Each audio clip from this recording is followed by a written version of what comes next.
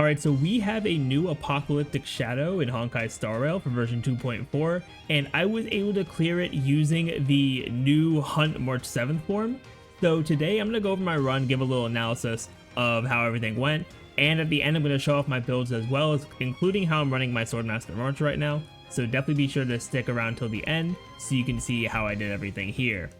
Now I do want to real quickly, before I look at the actual run, I do want to point out the effect for this Apocalyptic Shadow. They're focusing a lot on follow-up attacks, which makes sense because it is going to be centered around Yun Li to try to get people to pull for her. So yeah, once you weakness break the main enemy, you get the same action advance and ultimate activation that the previous Apocalyptic Shadow gave, but we also get some extra follow-up attack damage and also specifically counter damage going up too. So if you're running Clara, if you're running Yun Li, you'll be able to get a ton of extra damage with them. And if you have both of them, this probably shouldn't be too hard because both sides do have a physical weakness, I'm pretty sure. We'll check that. Yeah, they both have physical weakness, so it shouldn't be too bad to deal with that. So let's get on now to my run. Alright, so this is my run for the first half, going up against the Kafka boss. And for this one, I'm running Dr. Ratio, March 7th, Robin, and Huohuo. I did just recently get Huohuo, and she's been super fun to use in all honesty. So I went with this comp to really focus in on the follow-up attacks because I do have Ratio and March being able to do those, plus Robin working really well for a follow-up type comp. So, and even though they are both like single target follow-up characters, it's fine for this because of the whole like weakness type thing, how they kind of transfer over. So I am able to get the imaginary weakness throughout the entire fight as long as I'm targeting the right enemies.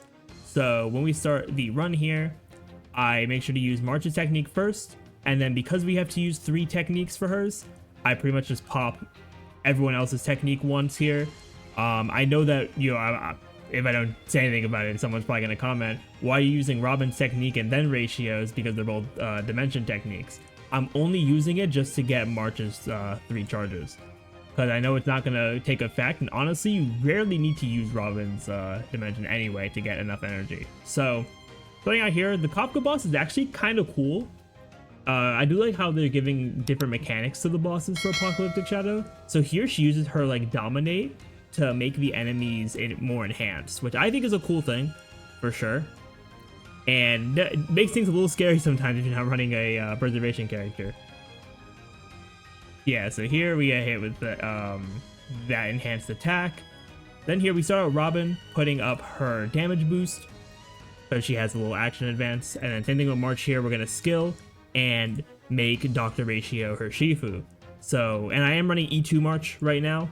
So I do have the extra speed boost for both the Shifu and for March as well, so our rotations won't get messed up.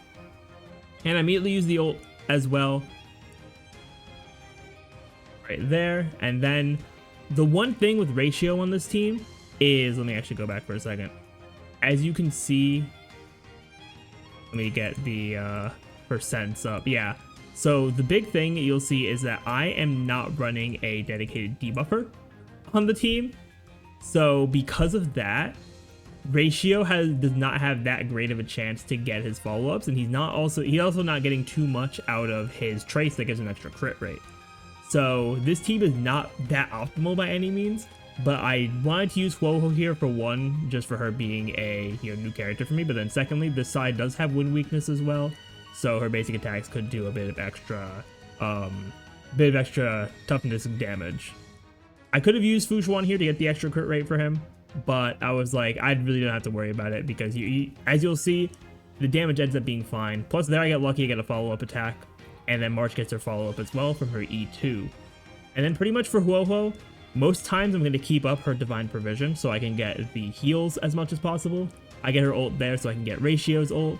And Ratio's ult is really where this team starts to shine, because with March as well, because she'll have her follow-up attack whenever Ratio uses his skill, March, and then Ratio has his follow-up attack, so his ult is up when March hits the enemies or when anyone hits the enemies. So they do work extremely well together. So March gets her enhanced follow-up there, and then right before Kafka goes there, I do activate Robin's ultimate so we can get more damage off and also abusing the action order. Because for Apocalyptic Shadow, if you can abuse that action order, that is the biggest thing, because as we've seen with the previous one, you really just want to clear it as fast as possible with action value, because that's going to give you a higher score at the end of the day.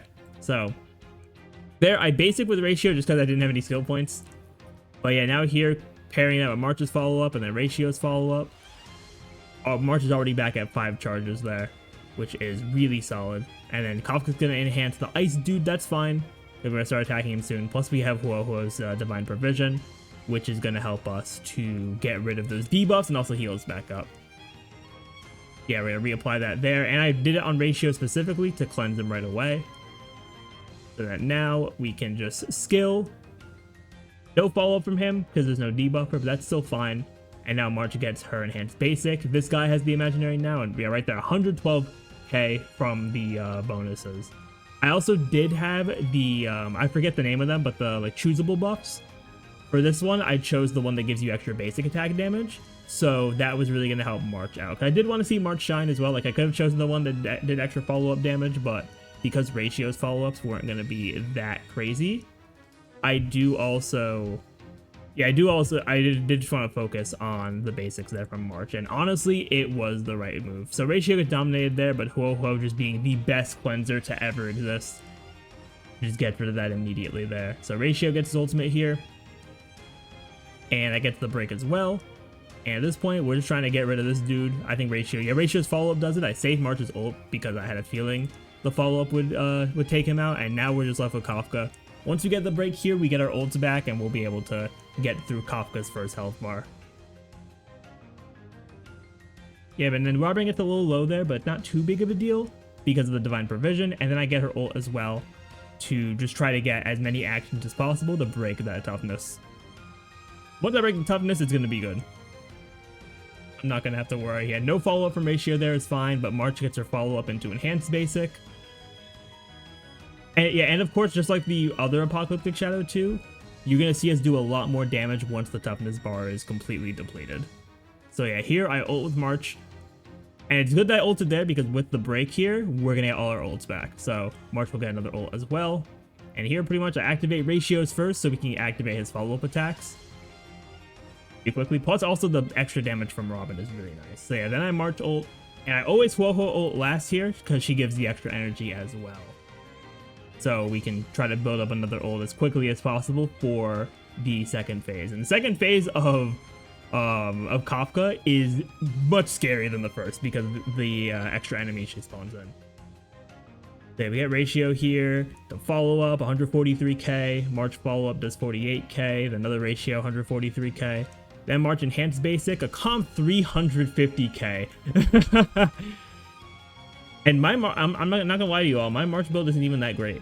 So the fact that she's able to hit for some crazy damage like that, that's a good sign for her in content like this. So here pretty much I hold on to Robin's ultimate here, and you're gonna see why when if you haven't seen the enemies that she spawns in for phase 2, you'll see why I'm holding on to Robin's ultimate, because I don't want to let them breathe.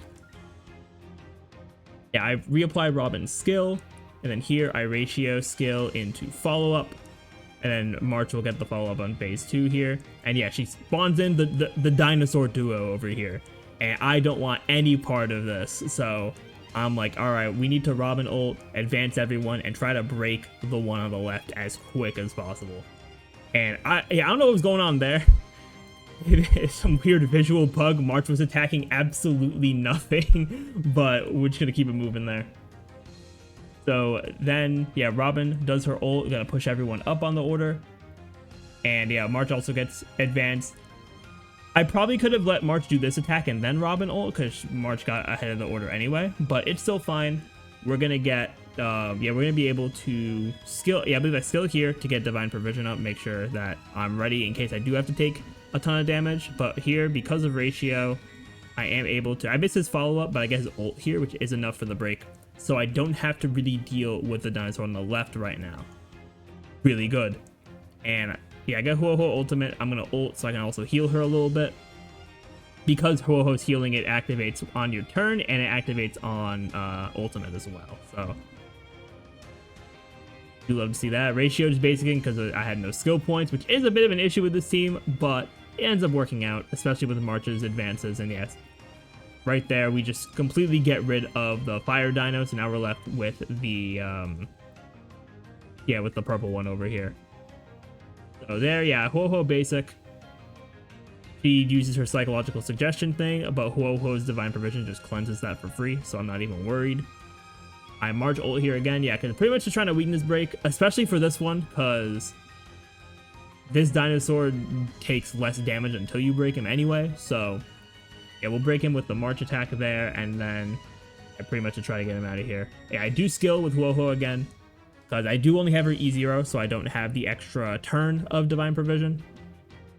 Robin there is going to, yes, just basic, and then yeah, I believe I'm going to wait until, yeah, I'm going to ult right here. I probably could have waited again because March is advancing herself forward, but it's still fine. It's not like the craziest loss.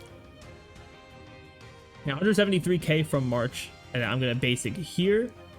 And I wait on the Ho-Ho ultimate because Ratio is already about to get his ult, so I didn't want to waste any energy there. Plus, also waiting allowed me to ult on Kafka instead, because of all like the follow-ups and everything, so that was also really good. And now we're getting the extra energy here. March is gonna barely be short of an ultimate, but she'll get it from taking damage. And now pretty much we just wail in on Kafka, and then that's gonna be the first half here. And also when it comes to the amount of action value you should have left, if you end both sides with 1300 action value left on the right there, you're gonna be able to get the score you need for 3 stars. And so I know that because I'm lower than 1300, then I'm gonna have to get above 1300 for side 2, which as you're gonna see, and if you have Firefly and you've tried it already, you know that it will be very easy. But yeah, we're gonna see some crazy numbers here, and they're just gonna finish it off with the Ratio and March combo here, which has honestly been super fun. I just need to get my Ratio better build, which you'll see when I show my build. My Ratio build is not that great, in all honesty. But yeah, so that is side 1 there. Pretty solid, pretty solid. So now let's go into side 2. Yeah, so there I got 3,288 points, because the max score you need for both sides combined is 6,600. So I got just under half there, but it's fine. Because if you have Firefly, on honesty, this side is super free. So I'm just running the Firefly Break Squad. I'm running Firefly, Ron May, Harmony MC, and Gallagher. This team makes this side kind of a joke, I'm not gonna lie. There are a couple things here and there that could be a little annoying, but it really isn't too bad. So, and plus they already do have weakness to fire and ice. So the only character here that can't really do weakness damage is Harmony MC, but under some situations they actually can, because right with one of these attacks here, I think it's this next one. Yeah, they apply either if you could see above the character there, either an imaginary effect or a quantum effect on the character. And this has and I believe they're linked to one of the hands of the Doomsday Beast, and in the event that your Harmony MC gets inflicted with the imaginary status, you can actually deal imaginary break damage to that hand. So here I didn't get lucky, unfortunately. I did get it when I was doing my difficulty 3 run, but yeah, so here pretty much we just do the typical Firefly break strategy here, nothing super crazy. Just trying to get the breaks as quickly as possible here. And for Ron May, I attack the left hand, or the one on my left, I mean. Okay, then here, because I have the quantum effect, I can't actually get the imaginary toughness reduction. So I just kind of use a skill to get skill points. I know Gallagher is going to be able to break with his basic. Here I should have done Harmony MC ultimate first, but it really didn't matter too much for damage, because I was mainly just getting the rest of the toughness gauges broken, and then I get this one broken here with the enhanced basic, and now we pretty much just cook it until these parts are down, and then we have to actually deal the rest of his HP afterwards. And as you can see, we are doing this extremely fast, especially for a 2-phase boss. So we will absolutely be able to get a quick clear on this. Which is why I mentioned, hey, if one team of yours is better than the other, you're going to be able to do well in Apocalyptic Shadow. And also, these ults coming back are very nice, especially for this team, because sometimes in endgame content, at least for me, sometimes I feel like I ran into a couple like weird spots where Firefly, comes out of her ultimate state, and then I have to wait to get her energy back. But because you get the ultimate just from breaking the main boss's weakness, you're gonna be able to get Firefly's ult back up immediately, which we'll see that here in a moment. So yeah, we get to phase 2 here, still over 1800 action value, which is super nice and super good cushion for the second phase here. And Gallagher gets hit there. Not super crazy because the debuff is still on the enemy there. Plus Gallagher should be fine here, because he should get his ultimate relatively soon. Firefly falls out of her ultimate. I actually do a regular skill first, so I can just get some extra toughness damage in. Then I ult, so we can get the enhanced skill on the... Yeah, do it on the middle so I can apply the fire weakness, because normally if I didn't do it in the middle there, it would have no weakness, because if you were to break the hands, then they'd transfer the weaknesses. But for this, I'm able to just apply the fire weakness, just kind of bypass the mechanic. Man, Firefly is so good. She's kind of crazy. So yeah, then for Gallagher, he is going to... I actually have him skill Firefly just to be safe, and plus it gives it some more energy anyway, which I do think actually ends up being very helpful, because we are going to take some damage here. Yeah, and I believe he gets hit. Does he get hit again? He might. He gets kind of low here.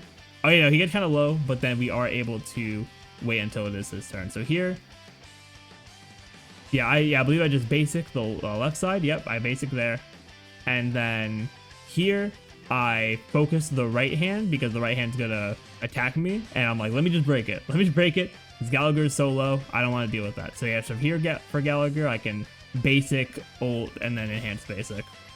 And that pretty much is just the run. Because yeah, they're all broken at this point, so I kind of just wail on them until the boss is dead. So yeah, that is how I got through the Apocalyptic Shadow here. Obviously for these fights, as I said, if you have Yeon Lee, if you have Clara, you can run them as well, because the counter damage is enhanced a lot. Also, I think any other follow-up attack comp is going to be fine. Like if you have the IPC comp, you should be fine to run them as well. You're running a break team with... I've heard people have run like a break Himiko.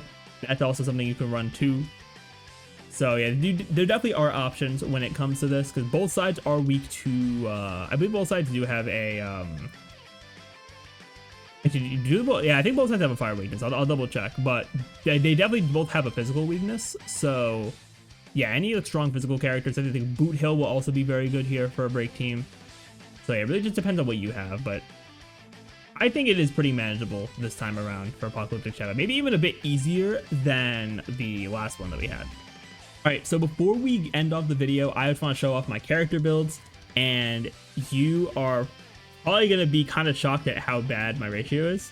I'm not going to lie. So yeah, right now he's at 57 over 164 for crit ratio, which isn't too bad if you're able to get debuffs for him, but I wasn't able to get debuffs for him, which does kind of suck. I'm at 145 speed, which will explain why his speed is so high in a second here. Then Light Cone, I'm running S5, cruising in the Stellar C for the extra crit rate. Trace-wise, the traces are pretty good, not like super maxed out, but they are pretty good. I do have his talent maxed out there for the follow-ups. Relics, 2-piece Inert Salsado for the follow-up buff. Plus, I'm just running 2-piece Wastelander right now. I did have a 4-piece, but it was an attack boot. I never actually got a speed boot for a Wastelander. So I am running a speed boot off-piece so I can get above 134 after buffs. Oh, well, technically this is with buffs, but I really need to refarm my ratio because his build is super scuffed right now. And then I have my E0 right here. Then for my March, she's at 76.5 over 121. 135 speed, which she doesn't even need that much speed. So depending on when I get her build, her build isn't like super great right now, but once I get her build to be a bit better, I'll see if I can run maybe like attack boots and try to get to, like, I believe she needs like 122 or 123 speed because she gives herself speed with her Eidolons. Light cone wise, I'm running swordplay because honestly my hunt options are pretty limited, and this does kind of suck when I'm switching targets in fights like this, but as you saw, we were still able to get the stacks up and do a ton of damage. Then trace wise, traces are pretty well leveled up. Nothing is maxed out yet, but we do have, we have level 9 talent for her damage increase from enhanced basic. We have ultimate level 7. Skill is at level 8, so not the max speed boost, but we're getting there. And then I have basic at level 6 there. And once I get her to E3, I'll get the extra basic level from that. Relics, I'm running 2-piece, 2-piece Hackerspace, 2-piece Musketeer. Probably will eventually switch to just a 4-piece Musketeer. Or maybe 2-piece Musketeer and 2-piece some other set, depending on what I have that would be good for her. And then I'm running Rutilant for the basic attack damage bonus there as well. And then Eidolon wise, we have E2, where E1 just gives a speed boost, and then E2 gives her that follow-up attack, which this is a game changer. The E2 March versus E0 March is it's like night and day. Then for Robin, I have her at 137 speed, over 4k attack for her buffs. Pretty solid there. Light cone wise, I'm running the free-to-play one from her from the event from 2.2 for Tomorrow's Journey to give her the extra attack bonus and also increased damage dealt after her ultimate.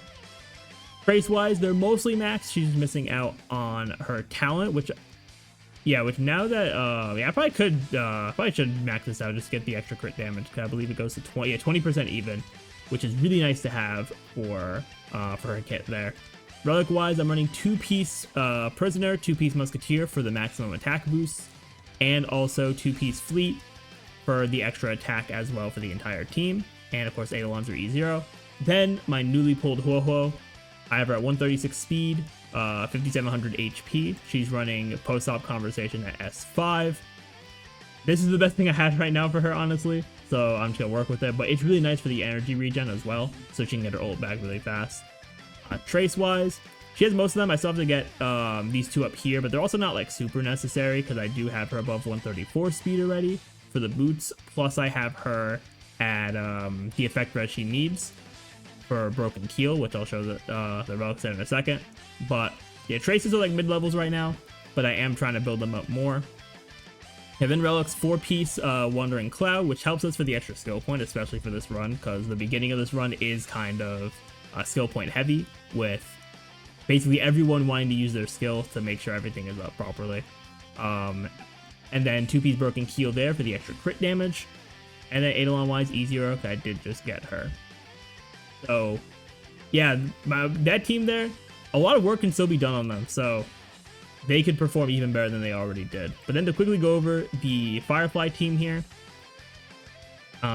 builds haven't changed too much, although I did have my Ruan Mei and Harmony MC light cone switched. So for Firefly, we have her at 150 speed, 2600 attack. She's running Fall of an Aeon S5. For Traces, they are, they're mostly good. I mean, she can get a few more trace levels here for the talent, for like the damage reduction stuff, and then she could get skill up one more for a little bit extra damage, but nothing too crazy there.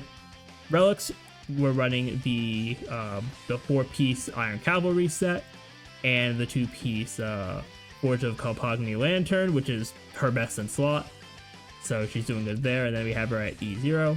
Then for Ruan Mei, I'm running her 156 speed, signature light cone, and she is at, I should also show Firefly's break effect. For her, she's at 181. Then for Ruan Mei, she's at 167 before battle. She obviously will go way up after battle. Light cone wise, she's running her signature S1, which I normally run Memories of the Past, and then I run her signature on Harmony MC, but I forgot to switch them from testing. Trace wise, she's maxed out on everything she needs to be maxed out on. Relic, she's running 4-piece speed set and 2-piece Penacony, which I should probably get some other planners for her because I built her originally for my Jingliu, but she still does what she needs to do, so that doesn't really matter too much that we're not even getting the Penacony bonus. But she is getting that energy regen, which is nice. And Eidolons are E0. Harmony MC, we're rocking at 146 speed for Talia. Break effect wise, we're at 236, and then in battle that'll go up even more as well. Light Cone, Memories of the Past at S5 for the extra break effect and energy. Traces are pretty solid. Yeah, the skill isn't like super crazy on my radar, but I do have level 9 for both the talent and the ultimate here. Ultimate giving the giving the extra break effect there as well, which is super nice. Relic wise, I'm running 2-piece speed set, 2-piece watchmaker, and then 2-piece Talia, so we can get the speed I need for Talia, plus also just getting extra break effect. And for Eidolon, we are only at E2 here, so I am missing out on this extra break effect boost here, as well as the extra skill damage. So this Harmony MC could be even better. Then lastly, we have Gallagher. Gallagher rocking 140 speed. Break effect is only 108 out of battle, which is a little low, but it's fine for the way I'm running him. I'm running perfect timing on him for the extra effect res, and this actually helps me to get him to over 100% effect res outside of battle, which is, or in battle I mean, which is really nice. Trace wise, his traces are, it's pretty built up for what he needs, because I mainly focus on his skill and talent here to make sure that he can sustain us. And then something to the basic attack as well for, because he does give the attack debuff there, but not focusing as much on that. Relics is 2-piece healing set, 2-piece speed, and then 2-piece fleet, so we can get the extra attack buff to the team as well, which is helpful for Firefly because she gets break effect off of her attack. So yeah, that is everything that I was running for this Apocalyptic Shadow. Let me know in the comments below what you think of the mode so far. I am going to be working on a video talking about my overall thoughts about endgame as a whole for Sorrow. So if you like today's content and want to see more content from me, definitely be sure to leave a like and hit that subscribe button for more content. But with that, thank you all so much for watching, and I will see you all next time.